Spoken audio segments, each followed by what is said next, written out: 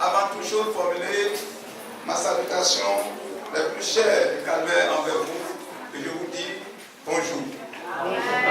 Soyez bénis au nom de Jésus. Amen. Je voudrais passer par là au nom de la première femme, de la responsable de la mission à foi, pour formuler les meilleurs vœux à toutes les mamans ici présentes. Amen.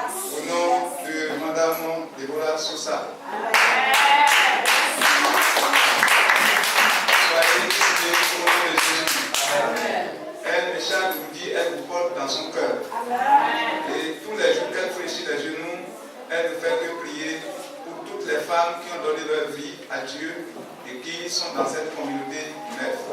Vous allez vous épanouir dans tous les domaines que vous désirez au nom de Jésus. Amen. Soyez bénis. Amen. Que les papas ne soient pas jaloux, les papas ne soient pas jaloux. Je vous salue également.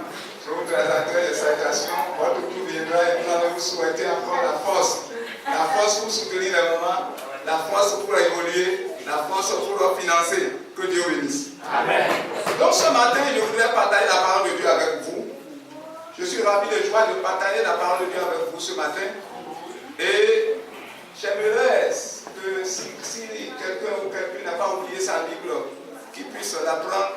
Et ensemble, nous allons la lire et décortiquer quelques passages bibliques dedans. Bien-aimés, le message que je voudrais porter avec vous, partager avec vous ce matin, c'est un message très important. Et je sais que quiconque l'écoutera et qui va ajouter la foi à ce qu'il va écouter, ne manquera pas de témoigner les merveilles de Dieu dans sa vie. Amen. Amen. Amen. Amen. C'est un enseignement que j'ai ramassé, je voudrais ramasser pour vous partager avec vous pour le peu de temps que nous avons. Et c'est intitulé Le miracle au rocher de rêve. Le miracle au rocher de rêve. Le miracle au rocher de rêve. Ce matin, quelqu'un attend son miracle. Et je pense que le Seigneur va opérer ce miracle dans sa vie. Amen. Je dis que le Seigneur va opérer ce miracle dans sa vie. Amen. Le miracle au rocher de rêve. Pourquoi ce thème? D'où vient ce thème? Et qu'est-ce qui s'est produit réellement pour qu'on parle de miracle au rocher de rêve?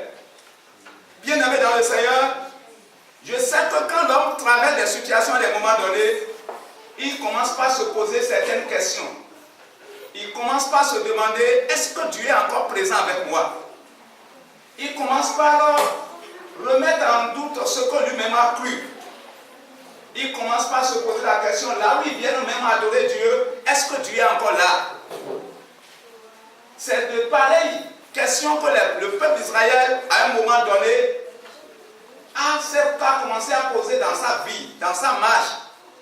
Il se dit, est-ce que le Dieu qui nous a fait sortir d'Égypte, ce Dieu qu'on nous a parlé, qu'il est si fort, il avait la puissance, la capacité de nous sauver, est-ce que ce Dieu demeure encore avec nous? Et c'est en ce temps que Dieu les a montré, prouvé réellement qu'il est à leur côté. C'est pour cela qu'un miracle s'est produit à ce rocher qu'on appelle le rocher d'Horeb. Et je voudrais partager cette même parole avec vous parce que quelqu'un est en train de se poser des questions actuellement. Est-ce que Dieu est encore dans le temple ici à Demoun? Dis à celui qui est à côté de toi, il est là. Il est là. Oh, dis à celui qui est à côté, il est là. Il est là. Dis-lui encore, il est là. Il est là. Alléluia. Amen. Oui, à la sortie des enfants d'Israël, ils ont rencontré d'énormes difficultés. Mais il y a un problème qui s'est posé avec acuité. C'est le problème de l'eau. Et je vous oriente dans Exode chapitre 17. Nous allons lire le 4e, le 5e et le 6e verset. C'est là que le message a été tiré. Et permettez-moi de lire ici rapidement pour que vous suivez. Exode chapitre 17, à partir du 4e verset au 6e verset. Et je lis. Exode chapitre 17. Pour ceux qui prenaient note, vous pouvez noter à partir du verset 2. Quelqu'un me suit? Amen. Ceux qui prenaient note, qui écrivent, prenez le verset 2 pour que l'histoire soit comprise dans votre carnet de notes. La Bible dit, là, à partir du verset 4, alors Moïse cria à l'Éternel en disant, que ferai-je à ce peuple? Encore un peu de temps, ils me lapideront. Le verset 5. L'Éternel dit à Moïse, passe devant le peuple et prends avec toi des anciens d'Israël.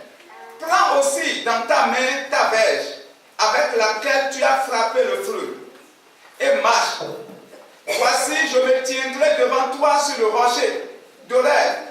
Tu frapperas le rocher et il en sortira de l'eau. Et le peuple boira. Et Moïse fit ainsi aux yeux des anciens d'Israël.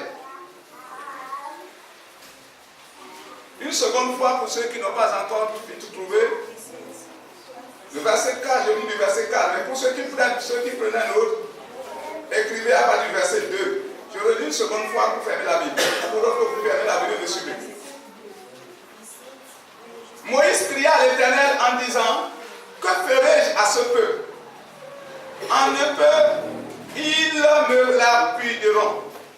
L'Éternel dit à Moïse, passe devant le peuple et prends avec toi des anciens d'Israël. Prends aussi dans ta main ta verge, avec laquelle tu as frappé le feu, et marche. Voici, je me tiendrai devant toi sur le rocher d'Horeb. Tu frapperas le rocher et il en sortira de l'eau, et le peuple boira. Et Moïse fit ainsi aux yeux des anciens d'Israël. Bien-aimés, comme je le disais tout à l'heure, le peuple d'Israël était en captivité en Égypte. Ils étaient 70 qui sont admis à cette captivité au moment où Joseph était élevé au rang du premier ministre.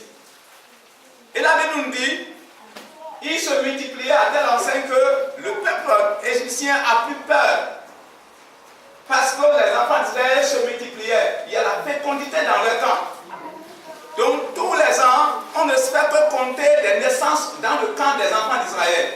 Au point que Pharaon, qui était le roi de ce temps, a plus peur. Et il disait, qu'est-ce que nous pouvons faire pour réduire le nombre de ce peuple? Et c'est en cela qu'il a commencé à les charger des travaux pénibles. Et ces travaux font que les enfants d'Israël ne se reposaient pas. Ils n'ont pas du temps pour se reposer. Il n'y a pas de moment pour qu'ils se relaxent. Le seul moment qu'ils se reposent, c'est le moment où ils vont mettre quelque chose sur la danse, car au moment où ils vont manger. Et quand ils finissaient de manger, aussitôt ils sont sous leur contrôle. Il y a des gardes qui les contrôlaient. Ils doivent faire les travaux qu'on les charge de faire par jour. On les chargeait des travaux. C'est dans cette condition que Israël a commencé à prier à son Dieu. Il invoqua le Dieu qu'ils adoraient, le Dieu vivant qui aimait leur ancêtre, qui avait parlé à Abraham. Ils ont commencé à implorer ce Dieu. La Bible dit, Dieu les a exaucés. Je déclare que quelqu'un ici, Dieu va les exaucer. Amen. Oh, quelqu'un qui peut invoquer le Seigneur, qui peut invoquer aussi le Dieu d'Israël, ce Dieu va les exaucer au nom de Jésus-Christ. Amen. Donc ils ont commencé à demander à Dieu, Seigneur, tu as dit à Abraham que tu n'abandonneras pas ses descendants. Pourquoi nous sommes ici menacés? Tu ne répondais pas. Pourquoi tu t'es tu? Et c'est là où Dieu a répondu. Dans cette réponse, Dieu a touché le cœur de celui qui a été élevé sur la cour de Pharaon qu'on appelle Moïse. Dieu a touché son cœur. Et il a commencé à examiner ce qu'il avait comme tenue, ce qu'il avait comme des habits. Et il a constaté qu'il y a l'un de ces habits qui correspond aux habits que les enfants d'Israël portaient. Et il dit, bon, ceux-ci sont réellement mes parents. Et c'est là où il a renoncé à tout ce qu'on lui a promis, parce qu'il était le prétendant successeur du roi. Mais il a renoncé à ça. Il dit, je préfère aller délivrer mon peuple. Je préfère aller souffrir avec mon peuple. Et c'est cela qu'il a coûté, tout ce qu'il a enduré comme difficulté. Et il a pris la fuite. La Bible dit, quand il avait pris la fuite, comme la souffrance persistait dans la vie du peuple d'Israël, ils ont commencé toujours à crier à Dieu. Et au moment où ils criaient, Dieu a dit à Moïse, retourne maintenant vers le peuple. Je t'envoie maintenant vers eux. Va dire à Pharaon que j'ai besoin de ce peuple qui puisse m'adorer. Et Pharaon, je ne pourrais pas compter l'histoire de tout ce qui s'est produit, mais la Bible dit Pharaon a contesté. Pharaon dit, qui est ce Dieu? Qui est ce Dieu qui peut demander à ce que je laisse ce peuple? Qui est ce Dieu qui va me demander de les laisser aller adorer? Si vous voulez adorer, adorez ici, devant moi, sous mes yeux. Et Moïse a dit non. Mais souvenez-vous, quand Moïse allait, parce qu'il connaissait la capacité et l'arme de l'armée de Pharaon, les instruments de guerre qu'il possédait, les chars qui sont à sa disposition, il avait dit à Dieu, je sais, je connais ce homme, il n'a pas accepté. Et quels sont les signes? Les enfants d'Israël aussi ne vont pas m'accepter. Quel est le signe que je voudrais maintenant opérer pour leur montrer que c'est toi qui m'as envoyé? Dieu lui a dit, tu as quoi en main? Étant donné qu'il était quelqu'un qui est en train de perdre les brebis, il avait toujours un bâton. Quand vous voyez les peuls, ou soit ceux qui ont l'habitude de perdre les brebis, vous voyez toujours des bâtons dans leurs mains pour qu'ils puissent orienter leurs brebis, orienter leurs animaux.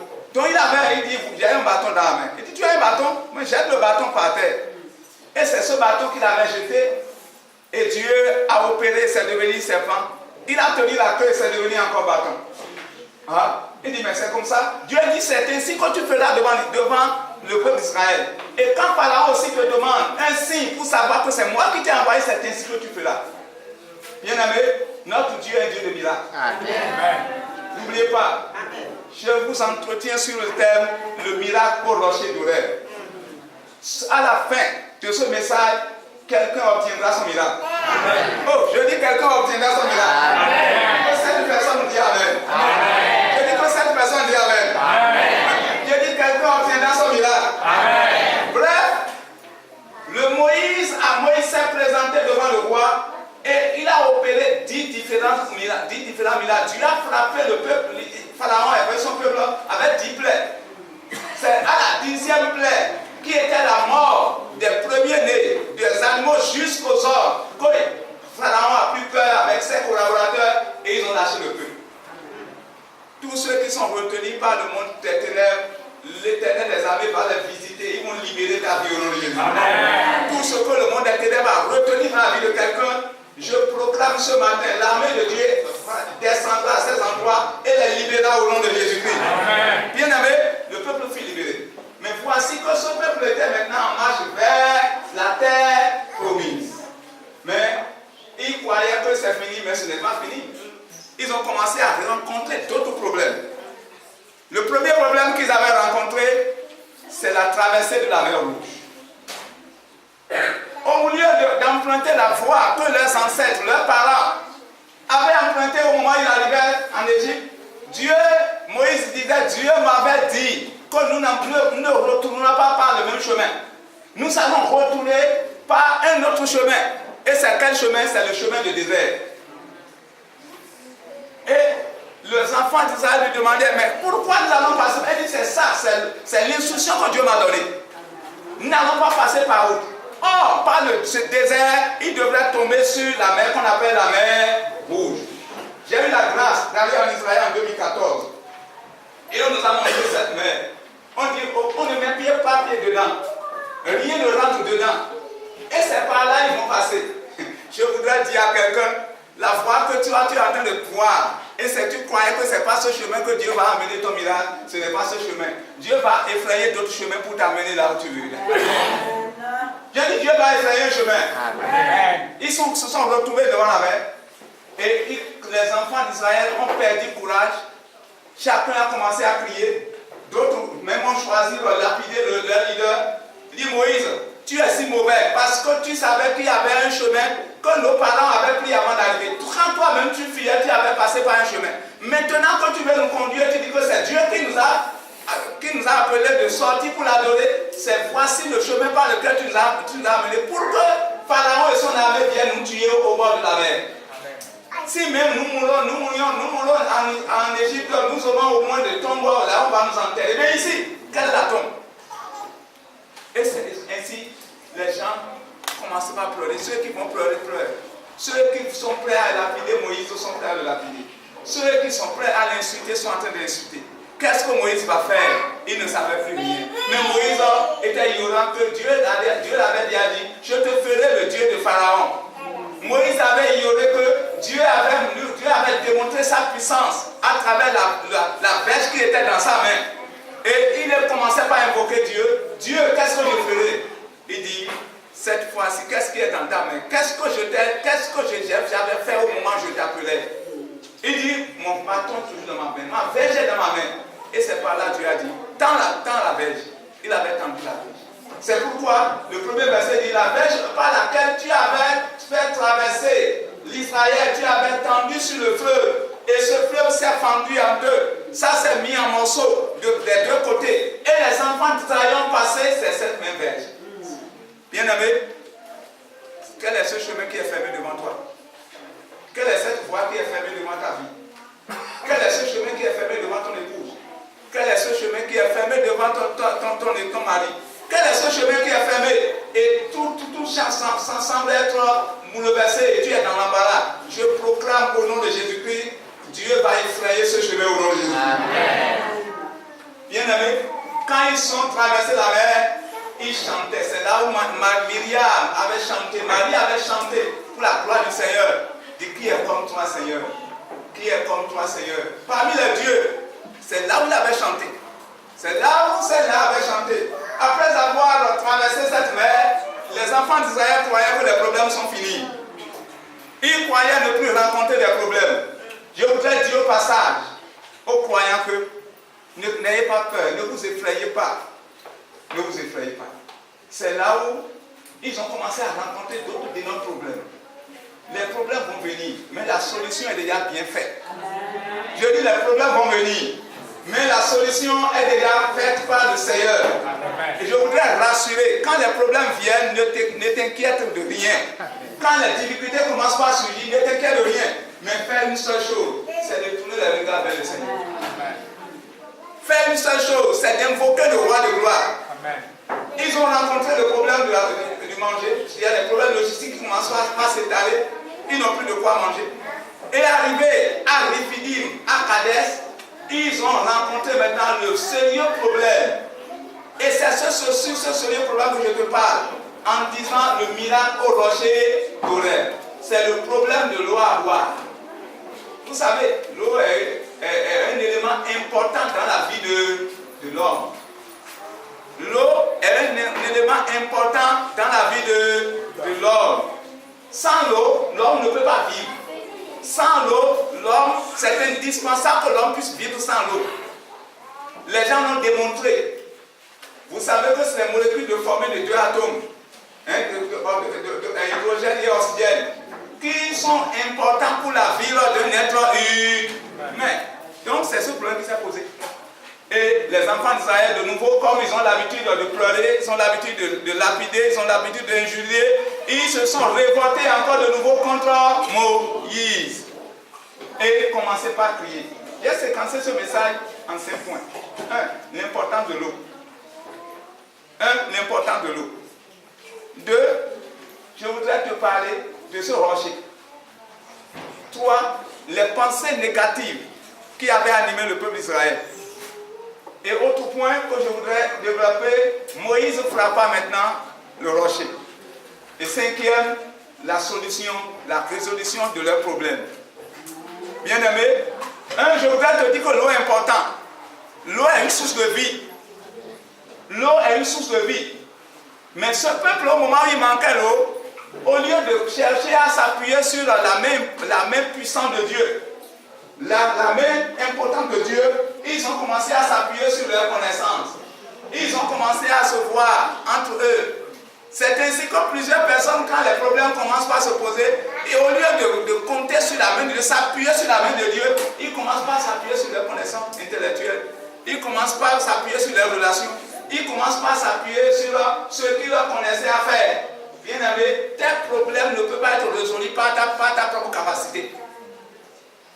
Tes problèmes ne peuvent pas être résolus par tes propres relations. Les problèmes qui ont une connotation spirituelle, c'est seul Dieu qui peut les régler. condition de nature a détruit ta vie, seul Dieu peut intervenir pour que tu puisses avoir une satisfaction parfaite. Donc c'est pourquoi je voudrais dire, quand nous nous trouvons devant des problèmes comme ce problème qui s'est posé à Israël, ne nous appuyons pas sur notre propre force, mais appuyons-nous sur Dieu. Quelqu'un m'écoute? Quelqu'un ne m'écoute? Alléluia. Amen. Donc, au moment où les enfants d'Israël criaient, pleuraient, sautaient, c'est là où Moïse a dit, Seigneur, je veux que tu m'indiques ce qu'il y a lieu de faire. Ce qu'il y a lieu de faire, Seigneur, indique-moi. Ce que je dois faire, instruis-moi. Et c'est là, la Bible dit, Dieu lui a dit maintenant, prends ta verge qui est dans ta main. Va auprès de ce rocher. Le rocher qui te trouve devant toi. Je monterai moi-même sur ce rocher. Et tu frapperas ce rocher. Et ce rocher sortira de l'eau. Bien aimé, le rocher c'est une masse-pierre. Un rocher c'est une masse-pierre. Et comment une pierre peut donner de l'eau? Et cette pierre même n'a pas de creux quelque part que Moïse puisse s'assurer qu'il y a le creux quelque part que l'eau sortait de là. Mais Dieu lui disait d'aller vers cette pierre, cette masse de pierre là. Et que lui-même se tiendra sur ce rocher. Moïse n'y croyait pas. Moïse même n'y croyait pas parce qu'il disait, comment une pierre va donner de l'eau à ce peuple? Dieu, tu veux me livrer pour que ce peuple me tue? Et si vous voyez, il était rentré dans la tente d'assignation avec Aaron et ils ont procédé le visage contre terre et demandé, Seigneur, qu'est-ce qu'il faut faire? Je suis maintenant entre mort et vie. Cette mort dont tu pensais est convertie en vie. Amen. Ce malheur dont tu pensais est converti au bonheur. Amen. Non, je dis que ce que tu pensais négativement est converti au bonheur. Amen. Bien aimé, pourquoi Moïse disait ça? Parce que le peuple qu'il conduisait, ce peuple était animé d'une mauvaise pensée. Il y a quelqu'un, dans les situations les plus critiques, laisse les vibrations positives t'animer. Dis-lui ça. Dans les situations critiques, laisse les vibrations positives t'animer. Oui. Le micro m'a limité, je ne peux pas circuler, mais je voudrais vous dire, il faut avoir toujours, dans n'importe quelle situation, ayons des vibrations positives. N'ayons pas des pensées mauvaises. Si vous lisez dans le récit de l'apôtre Paul, la lettre que Paul avait écrite aux Philippiens, chapitre 4, verset 8, il dit, ayez toujours comme objet de votre pensée ce qui reçoit l'approbation de Dieu. Ce qui recevra la louange. N'ayez pas de pensées négatives. Parce que pour Israël, pour les enfants d'Israël, c'est qu'il n'y a plus de solution. Pour les enfants d'Israël, c'est fini. Il n'y a plus de solution, il n'y a plus de issue à s'en sortir. Et c'est pourquoi ils se sont révoltés contre Moïse au lieu de s'associer avec lui pour prier. C'est ainsi que plusieurs personnes commencent à faire quand des problèmes commencent à se multiplier dans l'assemblée. On dit, pasteur, ou bien tu ne pries plus. Ou pasteur, tu es rentré dans le péché. Peut-être, vous ne priez plus. On commence par s'attaquer l'un à l'autre. Au lieu de s'unir et d'adresser des requêtes à Dieu pour que Dieu agisse, pour que Dieu manifeste sa puissance, Dieu intervient pour prouver qu'il est au milieu de nous. On commence par se chamailler, s'engueuler, s'attaquer l'un à l'autre. Je voudrais dire à quelqu'un, tes problèmes sont devenus des solutions déjà. Et je voudrais te dire, c'est ça que les enfants d'Israël faisaient. C'est pourquoi j'ai parlé de pensée négative. Nous n'ayons pas de pensée négative.